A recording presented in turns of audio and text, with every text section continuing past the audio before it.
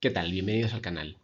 En esta ocasión vamos a empezar una serie de vídeos muy sencillitos, porque si no es bastante complejo, sobre unos artículos que estoy leyendo de actualidad, de actualización más que de actualidad, sobre técnicas novedosas.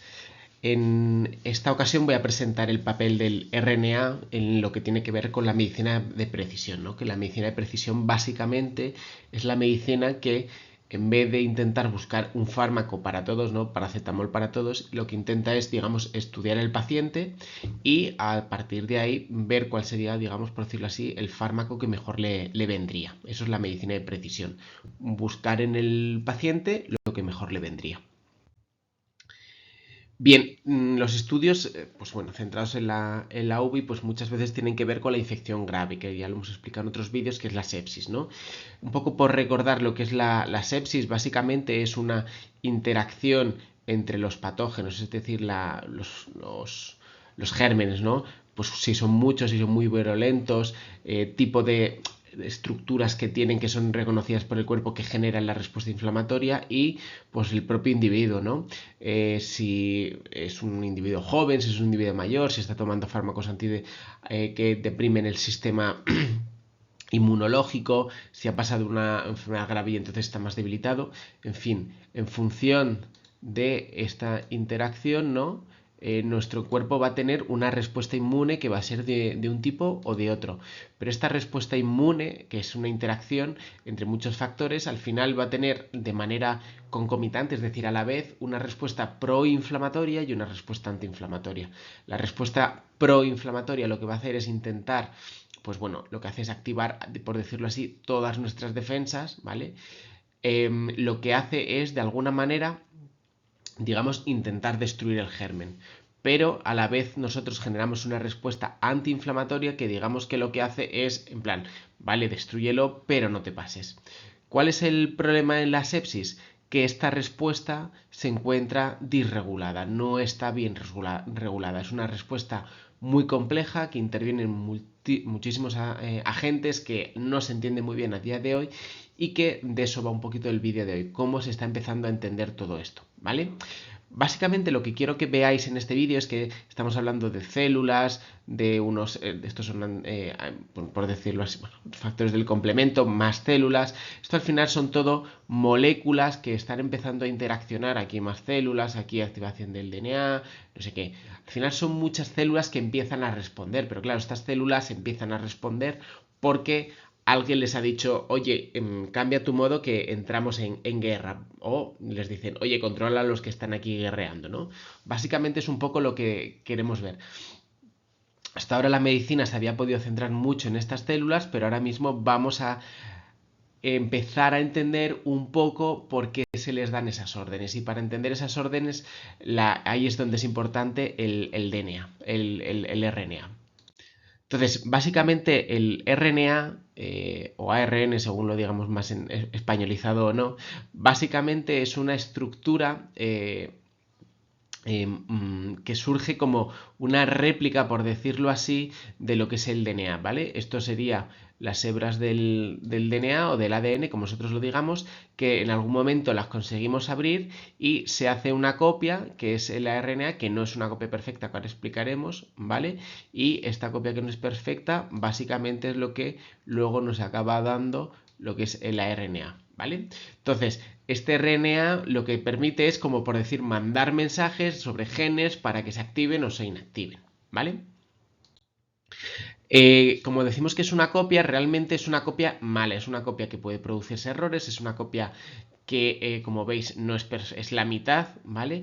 Y sobre todo, quizá lo más interesante desde un punto de vista bioquímico es que lo que tiene es el uracilo en vez de la tiamina, ¿vale? Entonces, un poco por entender todo el proceso, el DNA se replica, ¿vale? Y se transcribe. Cuando se transcribe lo hace en forma de RNA y este RNA luego se traslada y este RNA se transforma en proteínas, ¿vale? Bueno, en otras cosas que al final acaban dando las proteínas, ¿vale? Las estructuras proteicas. Entonces es un poco todo esto. Al final el RNA es el que pone la activación del DNA que se transforma en RNA y este RNA acaba produciendo las proteínas, es al final lo que empieza a transducir, que son los que ponen, por decirlo así, las órdenes en el sistema inmunológico. Entonces, claro, nosotros tenemos aquí el DNA, se transcribe y este RNA al final, pues lo vemos, acaba actuando con los ribosomas, acaban produciendo los aminoácidos y las cadenas de aminoácidos acaban teniendo una conformación que se acaban plegando y acaban produciendo las proteínas, ¿vale? Entonces, al final de todo esto, ¿qué es lo que queremos decir? Lo que queremos señalar es que existen diferentes tipos de RNA, ¿vale? Existen, aquí se habla de RNA mensajero, pero existen otros tipos que es lo que se están empezando a estudiar y es donde está la medicina de precisión. Entonces, esta medicina de precisión es al final el estudio de todo esto, es lo que se llama, como lo que se estudia es la transcripción, se habla de transcriptómica, ¿vale? Estudia el RNA mensajero, el RNA circular, el miRNA y el long non-code RNA, como RNAs que no tienen regiones no codificantes, ¿vale?